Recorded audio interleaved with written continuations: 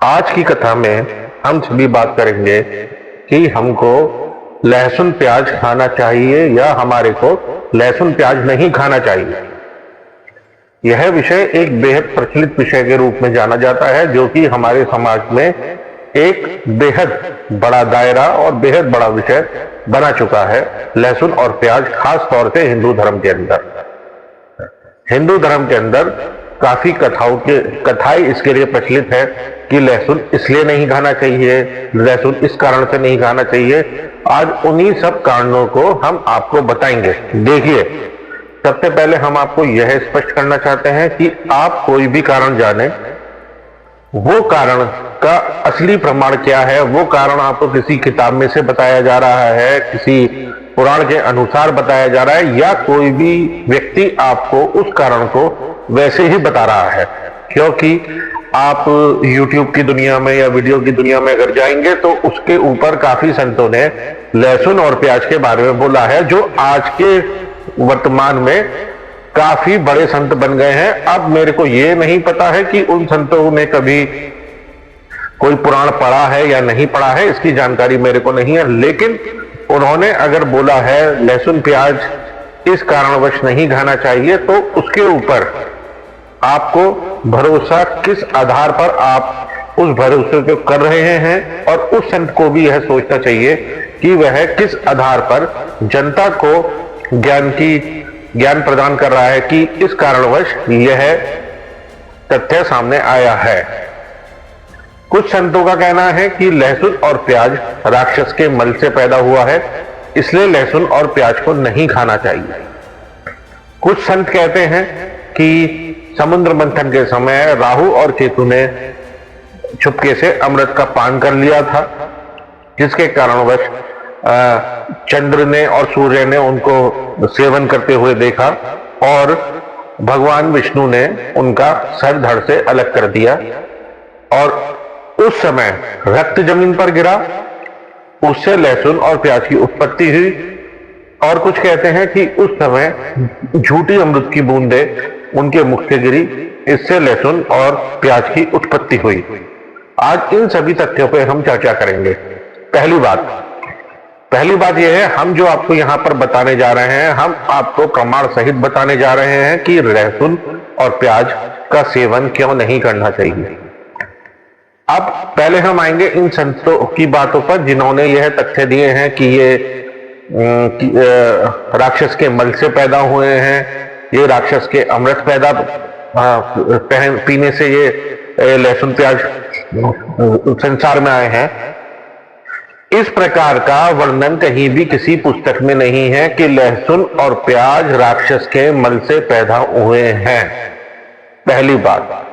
दूसरी बात, राहु केतु के रक्त से लहसुन प्याज पैदा हुए हैं, इसका भी कहीं पर कोई वक्तव्य नहीं है, लेकिन यह तय है कि राहु केतु की उत्पत्ति भगवान विष्णु के चक्र काटने से हुई थी, और उसमें भी एक सत्य यह है कि राहु केतु दो अलग राक्षस नहीं थे।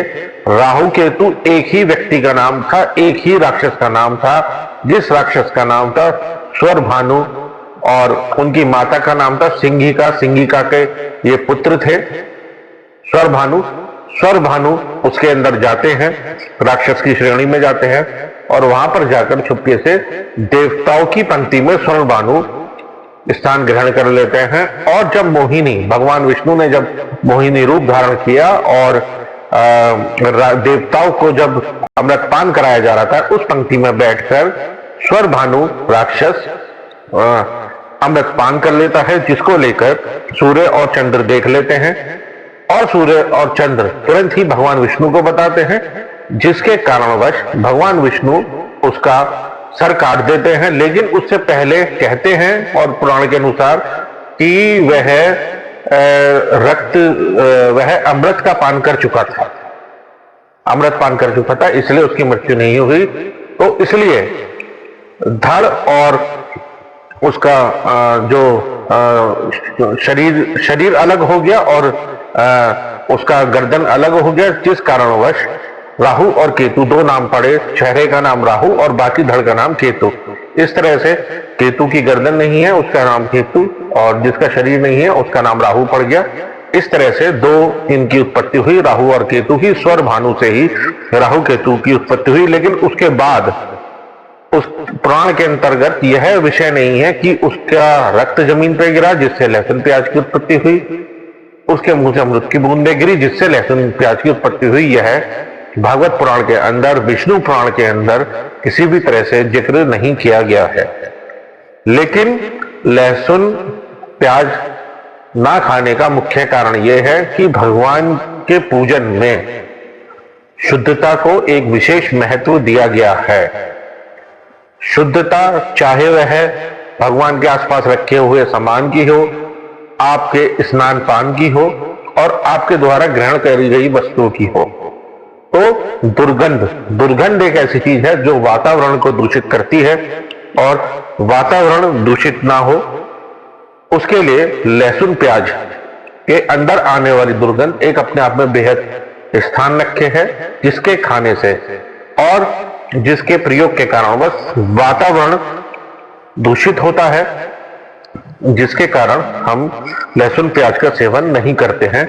यह बताया गया है श्रीमद् भागवत गीता के 17वें अध्याय के श्लोक में कि हमारे को क्या खाना चाहिए क्या नहीं खाना चाहिए।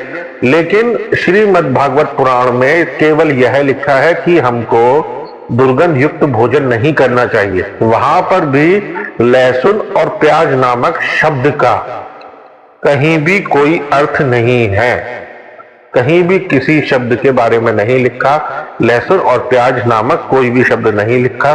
मात्र और मात्र ये लिखा है श्रीमद् भागवत गीता में के 17वें अध्याय में कि हमारे को दुर्गंध युक्त भोजन का उपयोग नहीं करना चाहिए, इसलिए लहसुन और प्याज का सेवन हमारे लिए वर्जित है।